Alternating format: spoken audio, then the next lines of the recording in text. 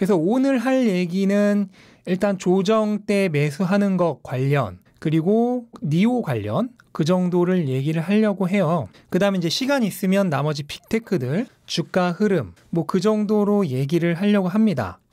일단은 지금 제가 보면은 지금 테슬라가 880까지 올랐다가 프리장에서 지금 또 떨어지고 있어요. 오늘 뭐 떨어질지 오를지는 모르는데 일단은 제가 1차 지지선은 어느 정도 말씀을 드렸죠. 1차 지지선은 여기 부분이 지금 갭이라서 매물이 없잖아요. 매물이 없으니까 여기는 주가가 떨어질 때 방어해줄 세력이 없습니다. 그래서 한 800에서 815 정도, 요 정도가 지금 1차 지지선이 될 가능성이 높아요. 이게 지금 장대 양봉이 나왔잖아요. 장대 양봉이 나온 날은 요 날 굉장히 많은 사람이 매수를 했다는 거예요. 그래서 보통 장대 양봉의 중간 정도는 지지선이 됩니다. 그럼 장대 양봉의 중간에서 장대 양봉 위에 요 갭의 하단 부분 815 정도까지, 그러니까 800에서 815 정도까지가 1차 지지선이 되겠죠? 지지선 얘기하고 난 이후에는 이제 매수하는 방법에 대해서도 얘기를 해볼게요. 워낙 많은 분들이 질문을 주셔서 지금 첫 번째 지지선 제가 800에서 815를 얘기를 했죠. 근데 이제 두 번째 지지선은 이거는 뭐 제 개인적인 추측인데 여기랑 여기 사이에도 갭이 크게 있어요. 근데 중간에 여기 섬처럼 갭이 하나 더 있죠. 그래서 요거 전후 이게 지금 755 정도거든요. 딱. 그러니까 요거를 전후한 지지선이란 건 결국 매물대가 있는 부분입니다. 이게 지지선의 의미예요. 결국은. 더 2차 지지선은 750에서 760 정도 생각을 하고 있습니다. 일단은 보시면은 이게 이제 그러면 오늘처럼 내리는 날 산다고 할 때 이게 가장 안타까운 게 이게 조금 내려가면은 한 여기 정도에서 그냥 몰빵으로 다 살려고 그래요. 근데 그렇게 하실 필요가 없습니다. 조금 내리면 몰빵 다 살려고 한다. 이게 만약에 본인이 정말 믿음이 강해서 돈생강사를 하시는 분이라면 추천. 근데 그게 아니라 내릴 때 줍줍 하려는 분이시라면 몰빵하지 마라. 내릴 때 줍줍 하시려는 분들, 예를 들어서 한 855 오면은 이제는 다시 없는 기회다. 내 생의 마지막 기회다 하시면서 그냥 몰빵을 다 해버리세요. 근데 그렇게 들어가서는 안 됩니다. 그래서 내릴 때 줍줍 하시려는 분들이라면 제가 여기가 지금 지지선이라고 말씀을 드렸잖아요. 그럼 내릴 때 이 위에서는 조금 띄엄띄엄 사세요. 한 번에 사지 말고 내가 10개를 사려고 한다. 그러면 한 860에 하나, 840에 하나 이렇게 사다가 요 지지선 근처 오면은 여기서는 좀 밀도 있게 사는 거예요. 815부터 800 사이에 한 뭐 4-5개 사는 거죠. 그 다음에 그 다음 지지선까지는 또 띄엄띄엄 삽니다. 그러다가 2차 지지선 근처가 오면 또 밀도 있게 사는 거예요. 그래서 지금 보시면은 아마 오늘 조정이 올 것 같죠, 느낌은. 근데 조정 올 때 절대 한 요 정도에 몰빵하지 마라. 오늘이 마지막인 것처럼 살지 마라. 사지 마라. 오늘 마지막 아닙니다. 이게 주식이 오를 때는 영원히 오를 것처럼 올라요. 하지만 내릴 땐 진짜 바닥이 없는 것처럼 끝이 없는 것처럼 내립니다. 이거 겪어보신 분들 많이 있을 거예요. 지금 그렇게 오래도 안 됐습니다. 이때 이미 수많은 분들이 겪어보셨어요. 한 일주일 만에 거의 40% 가까이가 떨어졌습니다. 지금 880에서 40% 떨어지면 얼마인가요? 한 35% 떨어지면 거의 600까지 간다는 거죠. 그러니까 이걸 모르니까 떨어질 때 사시려는 분들은, 그러니까 돈 생기면 그냥 사는 강한 믿음이 있으신 분이 아니라 떨어질 때 사시려는 분들은 오늘이 마지막인 것처럼 사지 마세요. 떨어질 때 나눠서 사라. 어디서 나눠서 사냐? 지지선 아닌 곳은 듬성듬성 나눠 사고 지지선 근처는 밀도 있게 나눠 사라. 굳이 하는 김에 3차 지지선까지 얘기를 해보겠습니다. 3차 지지선은 은근히 이게 좀 가까워요. 바로 요 갭이 있는 부분 725에서 735, 여기는 좀 2차 지지선이랑 가깝습니다. 그러니까 확 내린 다음에 사시려는 분들은 여기 근처에서 많이 사시면 돼요. 만약에 근데 본인이 여기까지 안 올 것 같다 생각되면은 위에도 어느 정도 사야 되죠. 지지선까지 안 올 수 있잖아요. 소수라도 위에서 사라. 단 몰빵하지 말고. 이렇게 하면은 진짜 쉽습니다. 그리고 말씀드리시는 바에 4차까지 얘기를 해보겠습니다. 4차는 이전 저항선, 그리고 저항선은 뚫리면 지지선으로 바뀐댔죠. 690에서 700. 이걸 참고로 하셔서 지지선 아닌 곳은 듬성듬성 나눠 사고 지지선 근처는 밀도 있게 나눠 사라. 본인이 아무리 심해도 2차까지밖에 안 온다 생각을 하면 이 근처에서 많이 사야 되는 거예요. 그리고 본인은 한 3차까지 충분히 올 수 있다라고 생각이 되면은 여기서 너무 많이 사면 안 되고 이쯤에서 많이 사야 되는 거죠. 그러니까 그거는 이제 본인의 판단에 따라서 해야 되는 거예요. 본인이 어디까지 내려올 것이다라고 판단을 하고 그 근처에서 많이 사시면 됩니다. 김홍장님, 니오가 테슬라에 영향을 줄 수 일단 저는 기본적으로 테슬라는 그냥 차익 실현 물량이 큰 거라고 보고 약간의 영향은 있다고 봅니다. 근데 이게 주식이 얼마나 심리적인 거냐면 지금 니오가 좋은 얘기들을 니오데이에서 많이 발표했죠. 1월 9일 니오데이에 좋은 비전 많이 얘기했어요. 근데 글쎄요, 잘 모르겠어요. 그게 현재는 이제 대부분 비전이거든요. 근데 그 비전만 보고도 주가가 이렇게 오른 거예요. 그러니까 심리적인 게 그만큼 중요하다는 거고, 그리고 저는 이렇게 갑자기 급등한 날 사는 거는 정말 믿음이 강한 주식이 아닌 이상은 별로 추천은 안 드려요. 그래서 니오가 니오데이를 했는데 우선은 발표를 했던 거를 얘기를 하자면 일단은 가장 신차를 하나 발표했죠. ET7이라고 하는 고급 세단. 테슬라의 경쟁 상대로면 모델 S가 있겠네요. 이런 차를 발표를 했습니다.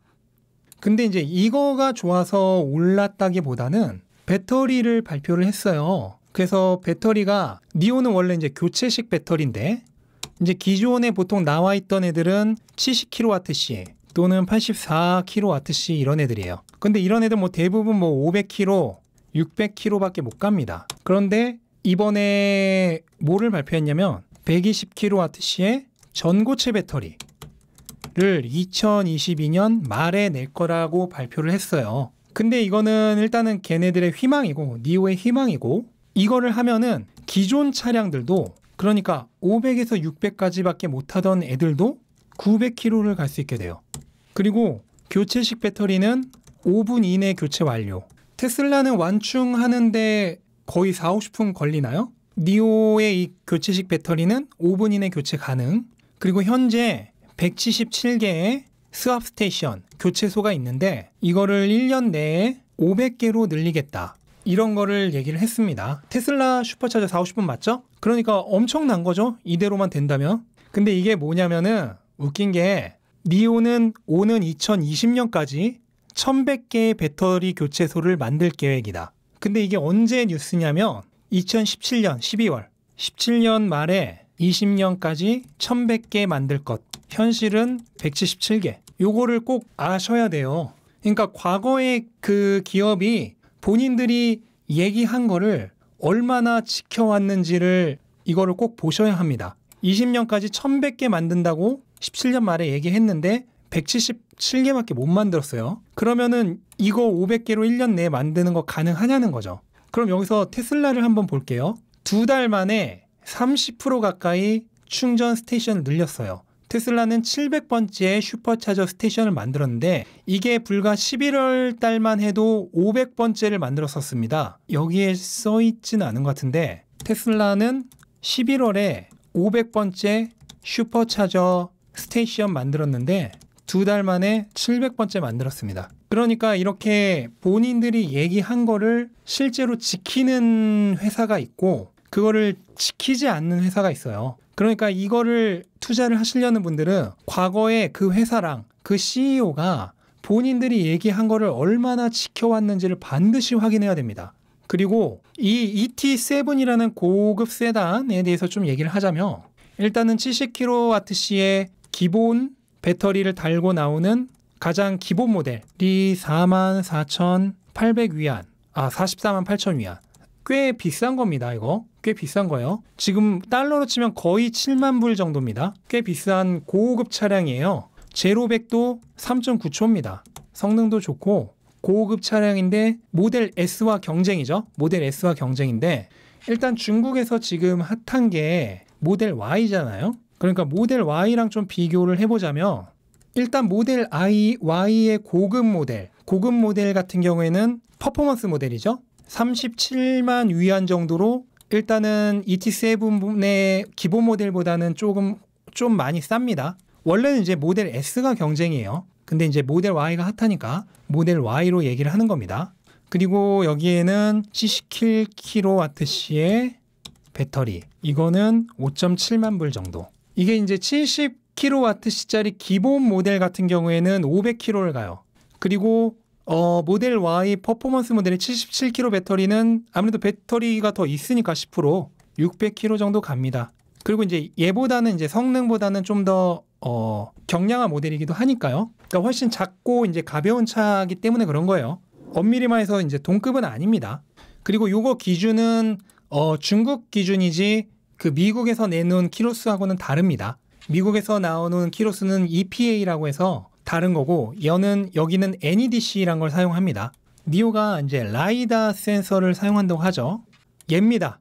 요거 귀엽죠? 이거를 사용을 한다는 거예요. 이거는 이제 아퀼라라고 하는 중국 현지 업체인 것 같아요. 이거를 사용을 하고 그 다음에 이제 아담이라고 부르는 자체 오토파일럿 자율주행 솔루션을 사용할 거예요. 근데 여기에는 엔비디아의 칩이 들어갑니다. 오린이라고 부르는 애인데 얘가 들어가요. 근데 얘가 성능이 상당합니다. 얘가 1016 테라플러스의 연산 능력을 가져요. 초당 1016조번이죠. 참고로 테슬라는 지금 하드웨어 3.0이라는 게 가장 좋은 건데 이건 자체 디자인 칩이에요.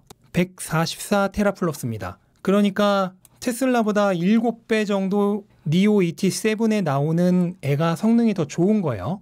엔비디아 칩은 사용 전력이 130에서 140 정도, 테슬라는 100이 좀 안 됩니다. 이렇게 되고 그 다음에 지금 하드웨어 4.0이라는 걸 개발하고 있어요. 이거는 2021년에서 22년 사이 이거는 한 3배 정도 성능 업. 근데 그렇다고 하더라도 얘 아담한테는 하드웨어로는 안 돼요. 근데 꼭 아셔야 될 게 자율주행은 결코 하드웨어가 승부가 아니다. 주행 솔루션의 승부예요. 결코 하드웨어 승부가 아닙니다. 결론 일단 장 시작하기 전에 비전 정말 좋다. 단 말한 대로만 된다면. 이게 제 결론입니다. 근데 오해하지 마셔야 될 게 살아남는 중국 전기차 업체는 다 지금보다 훨씬 클 겁니다. 사람만 남는다면 클 건데 언제 어떻게 될지 모른다는 거. 리스크 언제 어떻게 될지 모른다. 이거를 생각만 하시면 돼요. 그러니까 몰빵은 절대 저는 추천 안 드리고 적당히 리스크 생각하고 하신다면 저는 그렇게 말리진 않습니다. 절대로. 바이두도 그렇고 알리바바도 그렇고 저는 다 미래에 살아남는 기업들은 다 중국 기업들 좋은 기업들은 다 크게 될 거라 생각을 해요. 그리고 알리바바와 바이두도 EV를 하고 있습니다. 알리바바는 아마 여기랑 하고 있나요? 협업을 하고 있고 그 다음에 그 중국의 우버라고 불리는 디디랑 비아디도 협업하고 있죠. 그 다음에 바이두도 지금 아마 길리였나? 제가 정확히 기억이 안 나는데 얘랑 아마 협업을 할 겁니다. 그래서 얘네들도 전부 결국 EV 경쟁자입니다. 이 경쟁자들을 뚫고 니오, 샤오펑, 리오토가 과연 살아남을까? 그게 문제예요. 사람만 남는다면 큽니다. 블라인드님 지리라고 하나요? 지리? 스펠링은 이거 맞죠? 테슬라 RSI 지금 74네요. 이게 70 이상이면 과매수 구간입니다. 70 이상이면 과매수 구간이에요. 근데 RSI는 후행지표입니다. 단 보조지표 후행성입니다. 너무 믿지 말 것. 참고로 저는 보조지표 아예 안 봅니다. 예전에는 제가 모니터 4개에 보조지표 20개 띄워놓고 봤어요. 그런데 이게 점점 15개, 12개, 8개, 4개, 1개 이렇게 줄어들다가 지금은 가격만 봅니다. 이평선도 안 보고 거래량 조금 보고. 캠은 지금 제가 보기에는 카메라가 조금 열이 받아서 멈춘 것 같아요. 지금 그냥 그러네요. 카메라 버퍼링. 그냥 이걸로 볼게요. 그냥 오늘. 그래서 이거를 꼭 아셔야 돼요. 보조지표 과신하지 마라. 저는 보조지표 아예 안 봅니다. 멘탈님, 아디오스님, 멘탈님은 매물대 보시는 거 아닌가요? 아니요. 저는 안 봐요. 여러분들에게 설명을 드리기 위해서 그거를 이용할 뿐이지 저는 그냥 차트만 봅니다. 안 봐도 어차피 매물대라는 게 어차피 차트를 보면 다 나와 있는 거기 때문에 그게 익숙해지면 더 이상 보실 필요가 없어요. 차트가 더 정확합니다. 근데 여기서 주의할 거, 저는 차트로 거래하지 않아요. 그냥 설명하기 위해 이용하는 겁니다. 현재 흐름 이해하기 위해 활용입니다. 차트로 거래하지 않습니다. 기업의 미래 가치만 보고 합니다. 이건 아셔야 돼요. 이용구님, 멘탈님 강사입니다. 네, 저는 강사입니다. 하락할 때 고통받지 않고 즐거우려면 하락장을 즐기는 법, 이거를 마지막으로 얘기하고 오늘 방송 마치겠습니다. 이게 왜 이제 하락할 때 고통스러운 거냐면, 대부분의 사람들은 지금 주가를 진짜 주가라고 생각을 해요. 그래서 이렇게 주가가 올라가면은 그 가격이 진짜 가격인 것처럼 생각을 해요. 근데 저는 그렇게 생각하지 않아요. 지금 주가는 진짜 주가가 아닙니다. 어디가 진짜 주가냐? 자, 요때로 돌아가 봅시다. 이거 9월달 때입니다. 이때 엄청나게 폭락을 했었죠. 근데 이렇게 쭉 올라갈 때 사람들은 지금 이 주가를 진짜 주가라고 생각을 하기 때문에 떨어질 때 고통을 받는 거예요. 근데 저는 여기에서 들고 있었는데, 요 가격에 들고 있었는데, 올라갈 때 이거를 진짜 주가라고 생각을 하는 게 아니라 내려오다가 바닥을 찍고 올라가잖아요. 그러면 요 바닥 가격이 진짜 가격이라고 생각을 합니다. 그리고 다시 올라가다가 내려와서 또 한 번 바닥을 찍죠? 그러면은 진짜 주가가 330에서 350으로 올라간 겁니다. 바닥 찍은 주가가 찐주가. 그래서 바닥을 찍은 주가가 찐주가예요. 이거 진짜 주가 아니에요. 내려와서 이걸 찍고 올라갈 때 330이 찐주가입니다. 그리고 이거 진짜 주가 아니에요. 내려와서 350을 찍고 갈 때 이게 찐주가입니다. 그러면 찐주가가 올랐죠. 330에서 350으로 찐주가가 올랐습니다. 그러면 떨어질 때 어떤 마음이냐면, 이번 찐주가는 과연 얼마일까? 여기서 올라가다가 다시 떨어질 때 이번 찐주가는 지난번 330보다 얼마나 올랐을까? 그러면 떨어질 때 기대된다. 뭐가? 이번엔 얼마일까? 이번에는 찐주가가 얼마일지가 기대가 됩니다. 왜냐하면 떨어져서 바닥을 찍고 올라가지 않으면 찐주가가 얼마인지를 모르는 상태예요. 그러니까 내려올 때 바닥을 찍고 올라갈 때 찐주가를 확인할 수 있기 때문에 그 찐주가를 확인하는 재미가 있습니다. 그리고 올라갔다가 다시 떨어지죠. 그 다음에 또 바닥을 찍죠. 이번엔 찐주가가 380이 되죠. 그러면 찐주가가 330에서 350으로 올랐다가 380으로 다시 올랐다가 여기 때 또 바닥을 찍고 400으로 올라죠. 이렇게 찐주가가 점점 올라가잖아요. 그러니까 주가가 내려갈 때마다 이번 찐주가는 저번보다 몇 프로가 올랐을까? 기대되고 오히려 두근두근 한 겁니다. 바닥이 찐주가라고 생각을 하니까. 찐주가 지금 계속 올라가죠? 요때는 540, 요때는 560. 그리고 여기서부터는 이제 600을 찍고 쭉 올라갔는데, 이거는 지금 오르는 추세이기 때문에 바닥을 찍었다고 보기는 힘들어요. 이런 거는. 그래서 지금 제가 생각하는 마지막 찐주가는 566 정도입니다. 그러면 떨어질 때 두근두근. 왜? 선물 포장, 돈 봉투 꺼내기. 돈 봉투 받으면 이거 깔 때가 제일 두근두근 하잖아요. 바닥 찍고 올라가면 이번엔 얼마일까? 그걸 확인할 수 있기 때문에 하락할 때 오히려 더 기분 좋게 그거를 기다릴 수 있습니다. 그래서 오늘 제가 말씀드리고 싶은 거 대부분 말씀을 드렸고, 제가 어떻게 매수해야 되는지 다 말씀드렸죠? 그거대로 하면 되고, 이머리님 12시에요. 네, 맞습니다. 제가 오늘은 여기까지 하고 내일 아침에 다시 장을 보고 오늘 장에 대한 얘기 정리해서 다시 올리도록 하겠습니다. 오늘 편안한 밤 되시기 바랍니다. 감사합니다.